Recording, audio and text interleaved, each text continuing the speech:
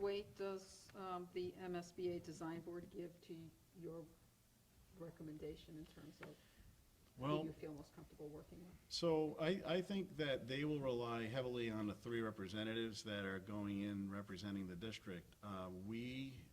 Typically, I've seen it really more geared towards the superintendent. Sometimes it could be like a town manager, town administrator, if that's how that town functions, You know, we've got some stuff out there already now. how all of this is gonna take shape. So I'd say within the first couple of months, it's mostly gonna be informational gathering, and then developing. They need to know what they're designing. They need to know what they're working with in terms of an educational program. They know how many students, will kind of know. They know that it could be 5 through 12 or 6 through 12. And they're gonna have to start figuring that out, because the MSBA relies on that space needs summary as the basis of what's gonna establish the budget, really. It's gonna establish the size of the building. It's gonna establish a lot of other things as well. But you should be expecting your architect to be giving you regular reports. When they come on board, they'll have their own timeline and milestones of things that they're gonna need to have direction on from this committee or from a subcommittee to move forward. But we're gonna be meeting at least once a month and maybe more frequently during certain.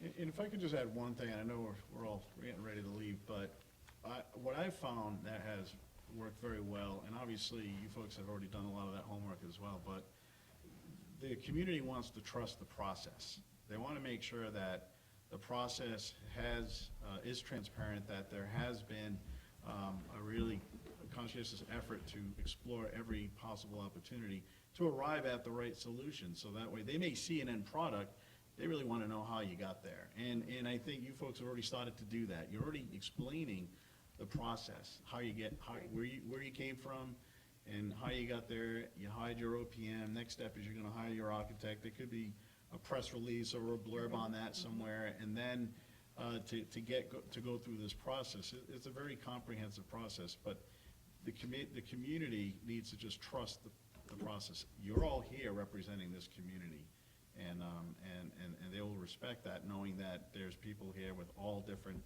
ideas in terms of where this project may go, but also representing this community. You're the representatives of this community. I'm an outsider. I'm just here to provide the information.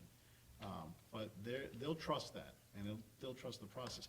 But it's very important that they get involved. They're not gonna, if they don't show up, if they don't show up until the end, it may be too late to learn something that might have been very important for the architect or for this committee to know up front that we could have been able to address. So the more information, the more feedback. Well, in the it never meantime, hurts. Tracy and I are meeting with PTO. Yes, exactly. We're doing our rounds.